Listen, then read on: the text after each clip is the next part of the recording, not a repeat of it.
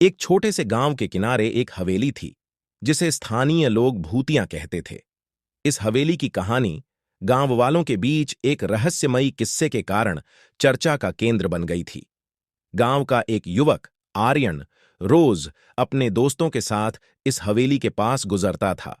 लोग कहते थे कि रात को वहां अजीब सी आवाजें सुनाई देती हैं और कोई वहां जाने की कोशिश भी नहीं करता। आर्यन ने इसे एक रोमांटिक रहस्य समझा और उसने तय किया कि वह और उसके दोस्त एक रात हवेली में रहेंगे। रात का समय आया और तारों की रोशनी में वे हवेली की ओर बढ़े।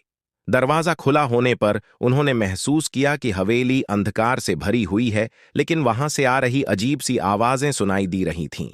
धीरे धीरे बढ़ते हुए वे एक पुराने कमरे में पहुंचे, जहां एक पुरानी पियानो बज रही थी, जैसे कोई अदृश्य कलाकार उसे छू रहा हो। आर्यन और उसके दोस्त ताजगी से घड़ी की ओर देखने लगे, लेकिन वहां कोई नहीं था। तभी एक छाया उनकी दिशा में गुजरी और वे वहां से बाहर निकलकर हवेली के बाहर पहुंचे।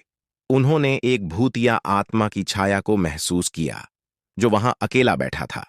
भूत उनसे बोला, तुम्हें डर क्यों हुआ? मैं यहां ताजगी से रहता हूं, मेरी कहानी सुनो। आर्यन और उसके दोस्तों को भूत की आत्मा ने अपनी कहानी सुनाई, जिसमें उसने एक समय के युग में अपनी प्रेम कहानी को बयां किया। वह एक गुणी संगीतकार था, जिसने अपने ताल से सभी को बहुत बहुत आकर्षित किया। उसकी प्रेमिका उससे बहुत प्रेम करती थी, लेकिन उनकी किस्मत में कुछ और लिखा गया था।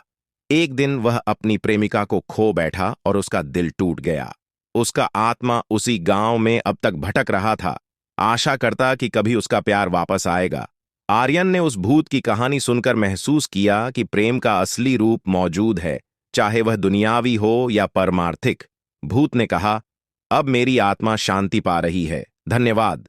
उस दिन के बाद से गांव वाले वहां जाने के लिए नहीं डरते थे, बल्कि वहां की भूतिया हवेली को उन्होंने एक अद्वितीय स्थान माना और वहां की कहानी उनकी सोचने का एक कारण बन गई। इस कहानी से हमें यह सीखने को मिलता है कि प्रेम और संवाद की शक्ति किसी भी दुनियावी या परमार्थिक समस्या को हल करने में सक्षम है। अक्सर हम जो भूतियां या अजीब स्थिति को महसूस करते हैं, उसका समाधान हमारी अंतरात्मा में ही हो सकता है।